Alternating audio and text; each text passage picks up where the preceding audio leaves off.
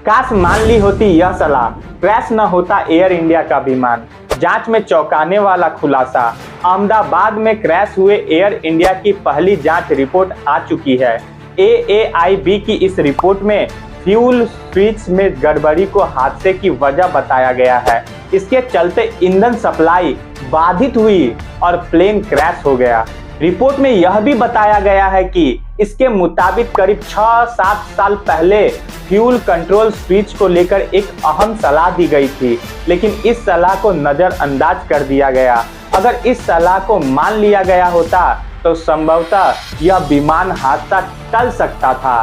America से आई थी सलाह। एयर इंडिया प्लेन क्रैश पर रिपोर्ट में अमेरिकी एविएशन रेगुलेटर की एक सलाह का जिक्र है। इसमें बताया गया है कि 17 दिसंबर 2018 को अमेरिकी एविएशन रेगुलेटर फेडरल एविएशन प्रशासन ने यह सलाह दी थी। इसमें fuel control switch locking features को लेकर समस्या होने की बात कही गई थी। रिपोर्ट में एयर इंडिया के मुताबिक इस सलाह पर अमल नहीं किया गया। वजह यह बताई गई है कि यह बात अनिवार्य कार्रवाई के लिए नहीं बल्कि एडवाइजरी के तौर पर कही गई थी, इसलिए इस तरह का कोई निरीक्षण कभी नहीं किया गया।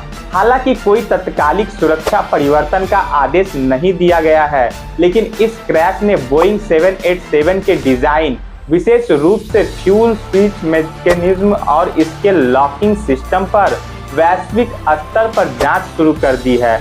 एयर इंडिया प्लेन क्रैश की जांच करने वाले AAIB ने एयर इंडिया की मेंटेनेंस रिपोर्ट भी मांगी है।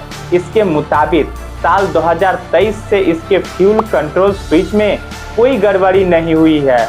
साल 2023 में ही एयरक्राफ्ट में कॉकपिट कंट्रोल पैनल को आखिरी बार रिप्लेस किया गया।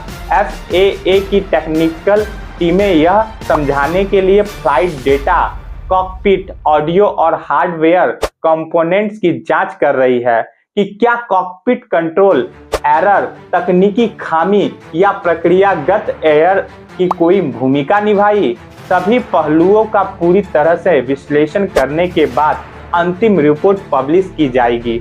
इस तरह का वीडियो देखने के लिए चैनल पे नए हैं तो हमारे चैनल को लाइक, शेयर एवं सब्सक्राइब कर दीजिए।